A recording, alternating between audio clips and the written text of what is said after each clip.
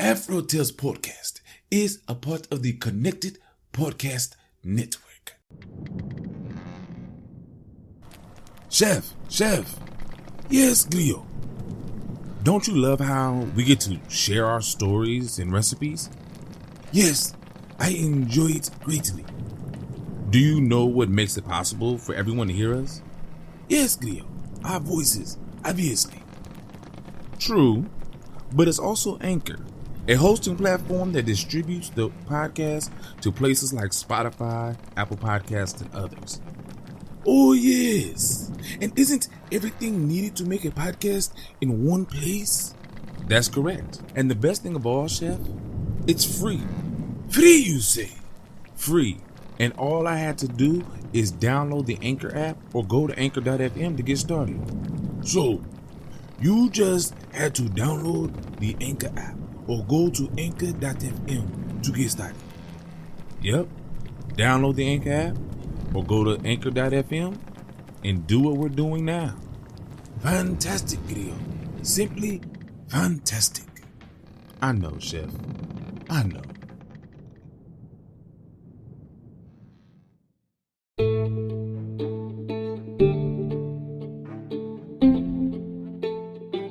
Hello and welcome. I'm Aman Mazingo, and this is the AfroTales Podcast, a show that will explore the folklore, tales, myths, and legends of the African diaspora. Today we head to the island of Antigua, an island in the Caribbean, for a Anansi tale from a land that we haven't touched just yet. I want you to take a minute, sit back, relax, and enjoy this tale of Anansi and the Guinea bird.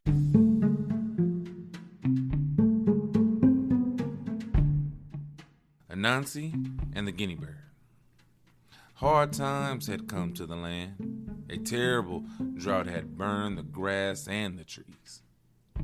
The drought had dried the big riverbed that gave the village all its water. No one could remember a drought like this. Anansi, the spider, was hungry and had no food. He knew he must find a way to fill his stomach or die a terrible death. What could he do? Well, Anansi thought long and hard, but he couldn't find no answer. Then an idea came to him. He decided to get Father God to make a new law. The world would be a better place if people did not interfere in the lives of their neighbors, Anansi told Father God. Make a new law. Anyone who does not mind their own business must die. Let them just drop down dead. Father God considered Anansi's words, and they pleased him. He accepted Anansi's recommendation and made the new law. Happy with this new law, Anansi immediately started to make a garden on the rocks of the mountainside. He got out his garden tools, a hoe, a machete, and a pickaxe. And he started to chip away at the rock. He was pretending to cultivate his garden. Soon, Goat came walking past Anansi's garden. "What is you doing, Anansi?" he asked in surprise and confusion. "Trying to grow food on rocks." But the moment he asked the question, he dropped dead on the spot where he spoke. Quickly, Anansi took Goat into the house and made a good meal of him. It was the first time Anansi had eaten in a very, very long time. "Well, wherever you are, I hope you have learned a lesson, stupid goat. Think twice before interfering in other people's lives," he said while rubbing his big belly and belching noisily. The next day, Anansi returned to his garden and once again made a big show of chipping away at the rock. Soon, Pig came by, and he too was amazed to see Anansi striking at a rock with his pickaxe. "Anansi, trying to grow food from stone? Surely you know better than that." And like gold, before him, Pig dropped down dead on the spot where he spoke. As the days went by, many more animals suffered the same destiny. Buffalo, lion, vulture, elephant, parrot, and hyena. Anansi caught them all in his fatal trap. They all fell for Anansi's deadly trick and ended up in his stomach. Everyone was dying of hunger except Anansi. So while the whole land was starving, Anansi grew fat, for he had an endless supply of meat in his house, and he would have eaten all the birds and animals if the guinea bird had not spied on Anansi and decided to turn his own trickery against him. Now, Guinea Bird was almost completely bald, with just a few feathers on the top of his head. He found a horse and saddle and made a song which he practiced for weeks in preparation for his encounter with Anansi. And so it was one morning while Anansi was chipping away at the rock in his garden, Guinea Bird came riding past on his horse while singing loudly, "All the boys who go to the barber shop comb their hair like me." Guinea Bird rode past Anansi in one direction, then turned around and rode past him again in another direction. And as he rode up and down, he kept turning his bald head and singing, "All the boys who go to the barber shop comb their hair like me." Anansi was speechless. "This is ridiculous. What kind of nonsense is this?" he cried as he watched Guinea Bird majestically riding his horse, turning his bald head from side to side and passing his hand over it proudly. Struggling to keep his self-control, Anansi went on chipping away at the rock in his garden. But Guinea Bird kept riding up and down the path by Anansi's garden, singing all the time. Anansi found it increasingly difficult to go on working, but he did his best to ignore Guinea Bird and his silly song. Finally, he stopped working and, leaning on his pickaxe, simply watched Guinea Bird for the rest of the morning, hoping he would lose his voice and leave him alone. But Guinea Bird went on singing as loudly as ever. What was Anansi going to do? He tried not to lose his patience, but that was hard. Anansi tried to stop himself from speaking, and when that didn't work, he bit his tongue. And when that didn't work, he closed his eyes, hoping and praying that Guinea Bird would go away and his song would fade into silence. But it was all in vain. Finally, Anansi looked up to the heavens and said, "Father God, I got you to make this law, but I must ask you, what does Guinea Bird have on his head to comb?" And at that moment, he spoke those words. Anansi dropped down dead. The end.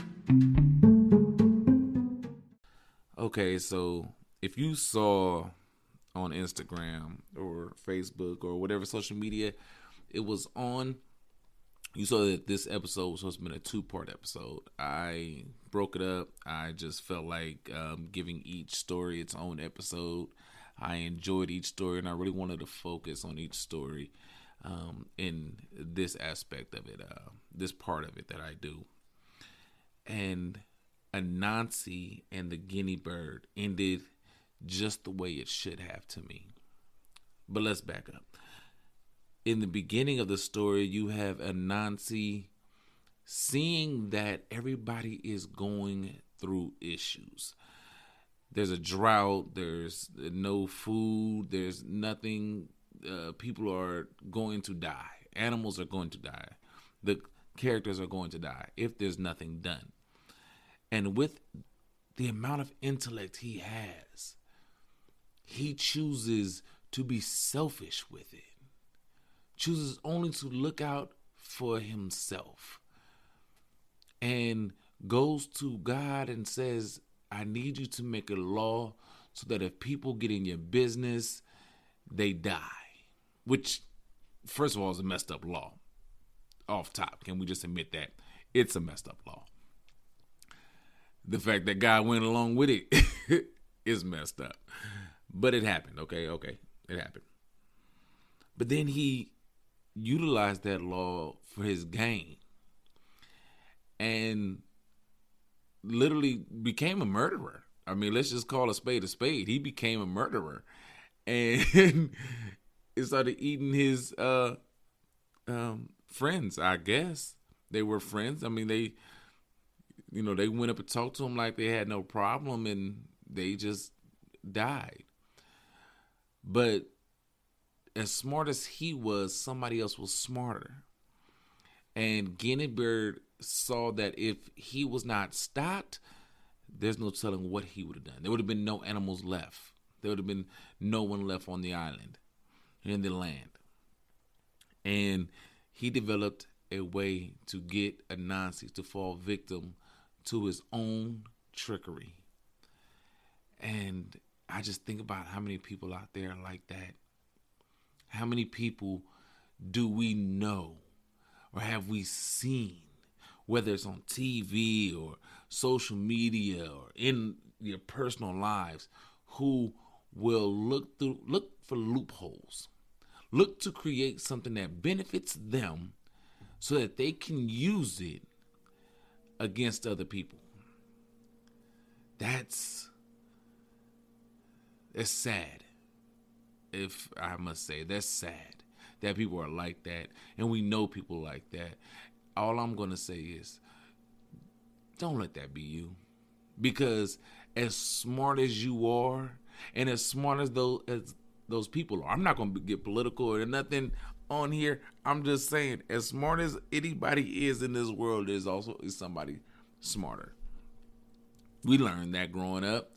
As great as you are, there's somebody greater. As big as you are, there's somebody bigger. As fast as you are, there's somebody faster. There's always going to be somebody that can beat you. So I'm not saying don't play the game. I'm not saying don't fight the fight. I'm not saying don't try to win. I'm just saying don't try to be underhanded in doing it. Play the game right. Yeah, I mean, you're going to do what you want to do, but when you lose, if you lose, just know that the person was better than you. But if you go in being Anansi in this situation, there's going to be a guinea bird out there to get you. But, yeah, I like this story. And Anansi got his just desserts in this. And it happens, you know. Anansi has a lot of stories where he wins, and this one he loses. But thank you for listening. Thank you for all that you have done to support.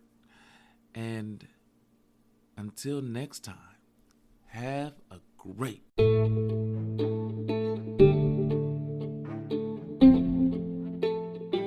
Thank you again for your time. Thank you for supporting and sharing this podcast with your family and friends. You can always find Afro Tales Podcast on Anchor, Spotify, or wherever you listen to podcasts. If you want to leave me a message or a tweet, I can be found on Twitter at AfroTalesCast, on Instagram and Facebook at AfroTales Podcast, and now on Coffee at buymeacoffee.com/AfroTalesPodcast, where you can financially support me for the price of one small cup of coffee. However you support, I thank you and I appreciate it always. So until next time, have a great day.